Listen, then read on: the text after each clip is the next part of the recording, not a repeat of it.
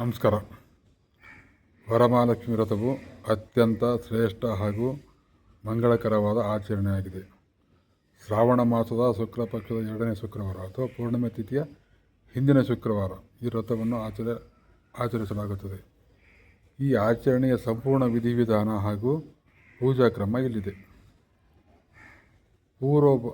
ಪೂಜೆಯ ಪೂರ್ವಭಾವಿಯಾಗಿ ಸಿದ್ಧತೆಗೊಳಿಸ್ತಕ್ಕಂಥದ್ದು ಏನಂತ ಹೇಳಿದ್ರೆ, ಹಿಂದಿನ ದಿವಸ ಗುರುವಾರ ಮನೆಯನ್ನು ನೈರ್ಮಲ್ಯಗೊಳಿಸಿ, ಪೂಜೆಯ ಹಿಂದಿನ ದಿನವೇ ಮನೆಯನ್ನು ಸಂಪೂರ್ಣವಾಗಿ ಶುಚಿಗೊಳಿಸಿ, ಮನೆಗೆ ಬಾಗಿಲಿಗೆ ಮಾವಿನ ತೋರಣ ಹಾಗೂ ರಂಗೋಲಿ ಹಾಕಿ, ಮಂಟಪ ಮತ್ತು ಕಳಶವನ್ನು ಸ್ಥಾಪನೆಯಾಗಿ ಮಾಡಬೇಕಂತಂದರೆ ಪೂಜಾ ಸ್ಥಳದಲ್ಲಿ ಮಂಟಪವನ್ನು ಹೂಗಳಿಂದ ಶೃಂಗಾರಗೊಳಿಸಿ, ಒಂದು ಪೀಠದ ಮೇಲೆ ಅಕ್ಕಿ ಅಥವಾ ಧಾನ್ಯ ಹರವಿ ಅದರ ಮೇಲೆ ತಾಮ್ರ, ಬೆಳ್ಳಿ ಅಥವಾ ಹಿತ್ತಾಳೆ ಕಲಶವನ್ನು ಇಡಿ. ಕಲಶದೊಳಗೆ ನೀರು, ಅಕ್ಕಿ, ನಾಣ್ಯ, ಏಲಕ್ಕಿ, ಲವಂಗ, ಅರಿಶಿಣ, ಕುಂಕುಮ ಮತ್ತು ಹೂಗಳನ್ನು ಹಾಕಿ, ಕಳಶದ ಬಾಯಿಗೆ 5 ಮಾವಿನ ಎಲೆಯನ್ನಿಟ್ಟು ಅದರ ಮೇಲೆ ತೆಂಗಿನಕಾಯಿನ ನಿಲ್ಲಿಸಿ, ತೆಂಗಿನಕಾಯಿಗೆ ಅರಿಶಿಣ ಸವರಿ ಕುಂಕುಮ ಬೊಟ್ಟು ಅಥವಾ ಲಕ್ಷ್ಮಿಯ ಮುಖವನ್ನು ಜೋಡಿಸಬೇಕು. ಅಮ್ಮನವರಿಗೆ ಸೀರೆ, ಒಡವೆ, ಹೂವಿನ ಹಾರಗಳನ್ನು ಶೃಂಗಾರ ಮಾಡಿ.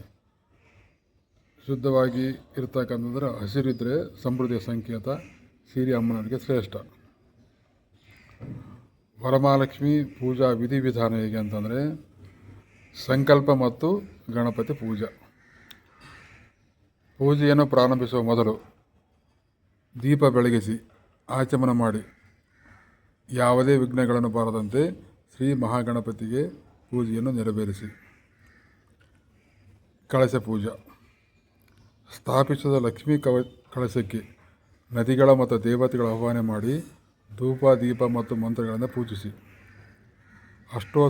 ಅಷ್ಟೋತ್ತರ ಶತನಾಮಾವಳಿ ಲಕ್ಷ್ಮೀದೇವಿಗೆ ಕುಂಕುಮಾರ್ಚನೆ, ಅಕ್ಷತೆ ಮತ್ತು ಹೂಗಳಿಂದ ಶ್ರೀ ವರಮಹಾಲಕ್ಷ್ಮಿ ಅಷ್ಟೋತ್ತರ ಶತನಾಮಾವಳಿ ಅಥವಾ ಲಕ್ಷ್ಮೀ ಸಹಸ್ರನಾಮ ಪಠಿಸುತ್ತಾ ಪೂಜೆ ಮಾಡಿ. ನೂಲಿನ ದಾರ. 9 ಗಂಟುಗಳಿರುವ ಅರಿಶಿಣದ ನೂಲಿನ ದಾರವನ್ನು ಲಕ್ಷ್ಮಿಯ ಬಳಿ ಇಟ್ಟು ಪೂಜಿಸಿ. ಪೂಜೆಯ ನಂತರ ಮುತ್ತೈದೆಯರು ಮತ್ತು ಪೂಜೆ ಮಾಡುವವರು ಈ ದಾರವನ್ನು ಬಲಗೈಗೆ ಧರಿಸಿಕೊಳ್ಳಬೇಕು. ನೈವೇದ್ಯಕ್ಕಾಗಿಯೇ ದೇವಿಗೆ ಪ್ರಿಯವಾದ ಭಕ್ಷ್ಯಗಳನ್ನು ಅರ್ಪಿಸಿ. ಷಡ್ರಸಗಳನ್ನು ಕೂಡಿರ್ತಕ್ಕಂಥ ನೈವೇದ್ಯ ತುಂಬ ಶ್ರೇಷ್ಠ. ಹೋಳಿಗೆ, ಪಾಯಸ, ಚಿತ್ರಾನ್ನ, ಪುಳಿಯೋಗರೆ, ವಡೆ, ಪಂಚಾಮೃತ ಮತ್ತು 9 ನಮೂನೆಯ ಫಲತಾಂಬೂಲಗಳು. ಮಹಾಮಂಗಳಾರತಿ. ದೇವಿಗೆ ಧೂಪ, ದೀಪ, ಕರ್ಪೂರ ಆರತಿ ಬೆಳಗಿ ಕಾಯೇನ ವಾಚ ಪ್ರಾರ್ಥನೆಯನ್ನು ಸಲ್ಲಿಸಿ.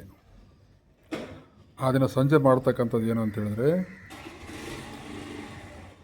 ವಾಯನದಾನ ಅಂದರೆ ಮುತ್ತೈದೆಯರನ್ನು ಕರೆದು ಅವರಿಗೆ ಅರಿಶಿಣ, ಕುಂಕುಮ, ಹೂವು ಮತ್ತು ತಾಂಬೂಲ ಹಾಗೂ ನೈವೇದ್ಯದ ಪ್ರಸಾದವನ್ನು ನೀಡಿ ಅವರಿಂದ ಆಶೀರ್ವಾದವನ್ನು ಪಡೆದುಕೊಳ್ಳಿ. ಪ್ರಸಾದ ಸ್ವೀಕಾರ ಯಾವಾಗ ಮಾಡಬೇಕು? ಬೆಳಗ್ಗಿಂದ ಸಂಜೆವರೆಗೆ ಉಪವಾಸದ ಈ ವ್ರತವನ್ನು ಕೈಗೊಂಡ ನಂತರ ಸಂಜೆ ಬಂಧು ಮಿತ್ರರೊಂದಿಗೆ ಸೇರಿ ಮಹಾಲಕ್ಷ್ಮಿ ಪ್ರಸಾದ ಹಾಗೂ ಭೋಜನ ಸ್ವೀಕರಿಸಿ. ಮಾರನೇ ದಿನ ಬೆಳಗ್ಗೆ ಏನು ಮಾಡೋದು? ಶನಿವಾರ ಬೆಳಗ್ಗೆ ದೇವಿಗೆ ಸಣ್ಣ ಪೂಜೆ ಸಲ್ಲಿಸಿ ನೈವೇದ್ಯ ಮಾಡಿ ಕಳಶವನ್ನು ಸ್ವಲ್ಪ ಕದಲಿಸಿ ಮೂಲಕ ವ್ರತವನ್ನು ಸಂಪನ್ನಗೊಳಿಸಬೇಕು. ಈ ಪ್ರಕಾರವಾಗಿ ಪೂಜೆ ಸಲ್ಲಿಸಿದ್ದೇ ಆದರೆ ಇದು ಪೂರ್ಣ ಬ್ರಾಕೆಟು. ಇಂದು ದಿವಸ ಇರತಕ್ಕಂಥದ್ದು ಕ್ಲೀನ್ ಮಾಡಿಕೊಳ್ಳೋದು, ಶುಕ್ರವಾರ ಪ್ರಾರಂಭ ಮಾಡೋದು, ಶನಿವಾರಕ್ಕೆ ವಿಸರ್ಜನೆಗೊಳಿಸ್ತಕ್ಕಂಥದ್ದು ಮುಖ್ಯ ನಿಯಮ.